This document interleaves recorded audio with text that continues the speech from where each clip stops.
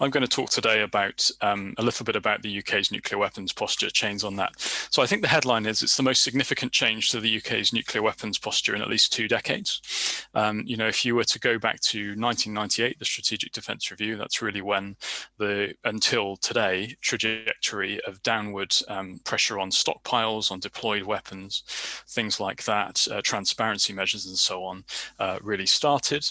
And that has continued for sort of more than 2 decades. And now, of course, what we have is an increase in the overall stockpile cap and a move away from declaring anything else about the operations of the nuclear deterrent. So deployed systems, so deployed weapons, deployed missiles, and so on is just out.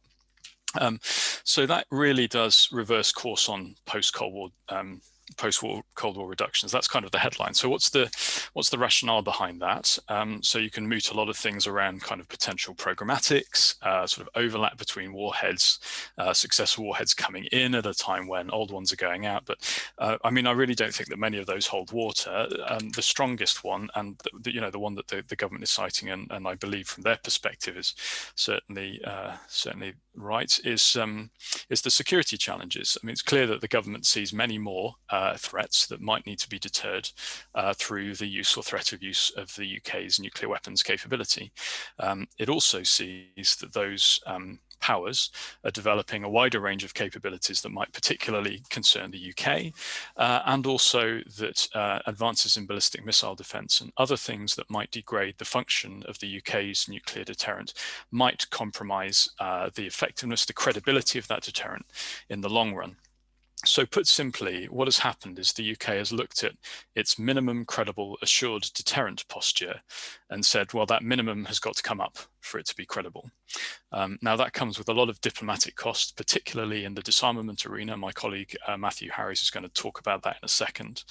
There are some interesting angles as well where the UK has slightly modified its declaratory policy about nuclear weapons to talk about their relevance, not just in cases where nuclear weapons or chemical or biological weapons are used against the UK, but potentially a future circumstance where some kind of emerging technology or combination of technologies arises that is capable of creating some kind of impact that's equivalent to that of a nuclear weapon, which is an interesting development. It's quite carefully hedged around, I will say that, but it's there none the same. So overall, yes, the emphasis is now on the credibility side of the equation and less on the minimum, less on the disarmament. It's very clear that the government views its disarmament commitments as very much secondary to its deterrence, nuclear deterrence commitments. But this doesn't buy credibility all by itself. This kind of move. The UK is, in this sense, really trying to send almost a costly signal, I suppose. It's trying to say something along the lines of, we care enough about our nuclear weapons to incur the diplomatic costs of having more of them available and more of them potentially deployable at any one time, capable of threatening maybe more than one target at once, and capable of potentially retaining strategic deterrence after first round of nuclear use and so on. So basically just being fundamentally more capable. And we're willing to incur that cost to signal to you that we believe in our nuclear weapons. And that in itself, it's not just about the capability side of things, but it's also signaling resolve. Now, the problem with resolve is you can't just buy it. It plugs into a bunch of other things that the government is doing through the integrated review, and Peter's just commented about developments in sort of military force development, science and technology, and so on. And the problem with credibility is it doesn't hold too much water to increase the deterrent capability if you don't ally it to the things which which you use to deter actions sort of before you get to that stage, in a way. Conventional forces, cyber, even political actions. The way we approach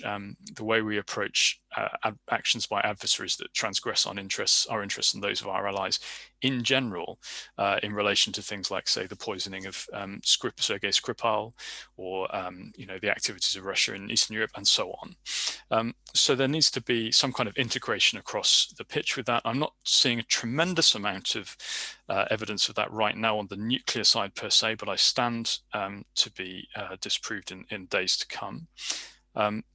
So that's one thing I would be looking out for.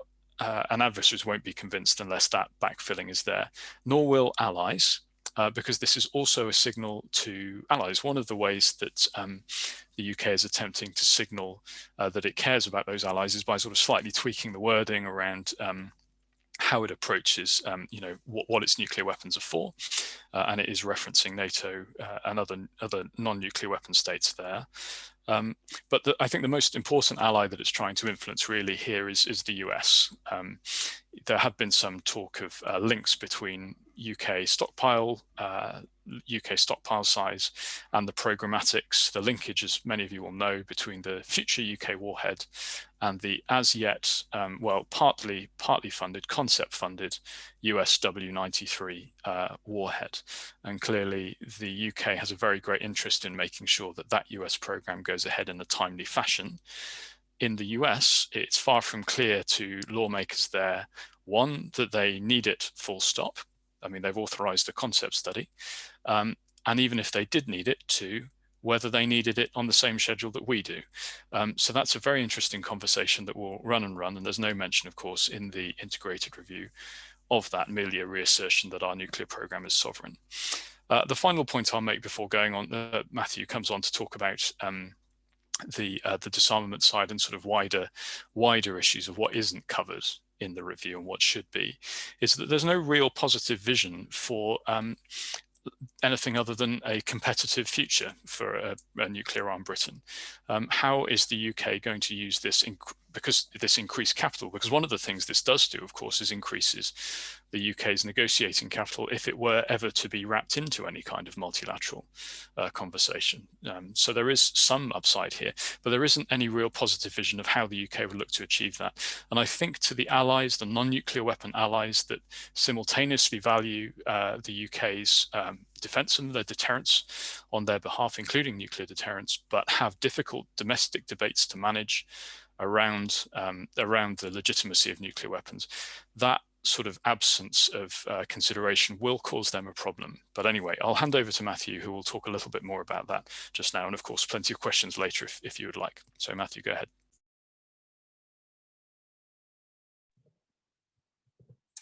Thanks very much. Thanks very much, Tom.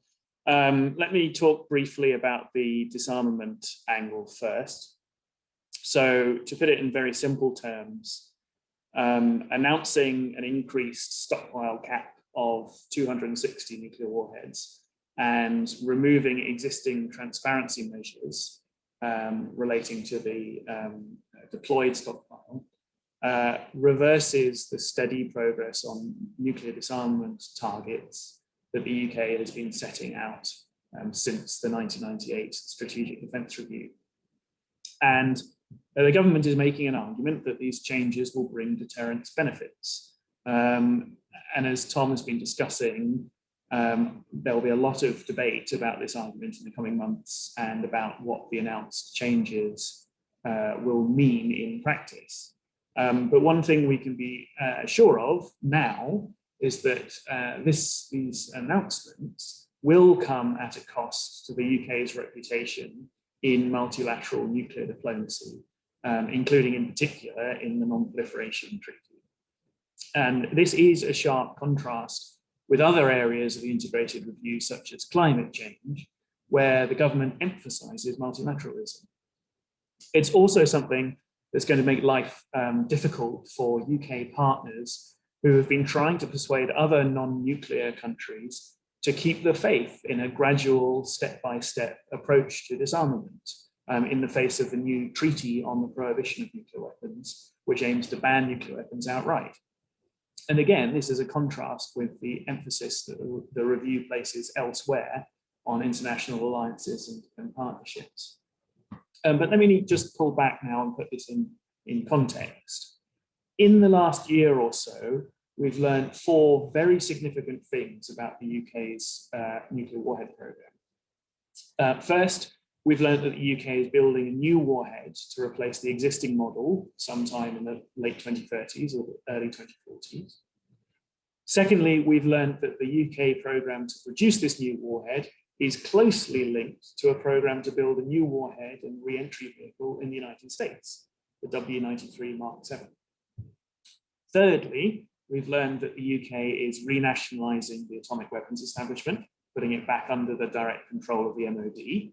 And fourthly, today, we've learned that the UK is increasing the cap on its nuclear warhead stockpile.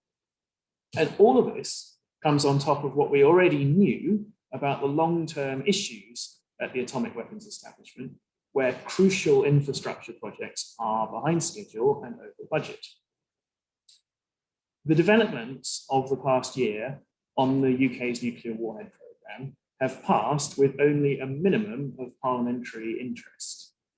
Parliament needs to take the announcement about the stockpile today as its cue to finally get serious about scrutinising the UK nuclear warhead programme. And this isn't just a question for MPs who oppose the nuclear deterrent. It should be important to MPs who support the deterrent and want the programme to run well, and to anyone who cares about the way in which billions of pounds of public money is spent. And a failure to take up these questions would send a signal to the government that it can roll back existing levels of transparency and reporting about the nuclear programme without political cost.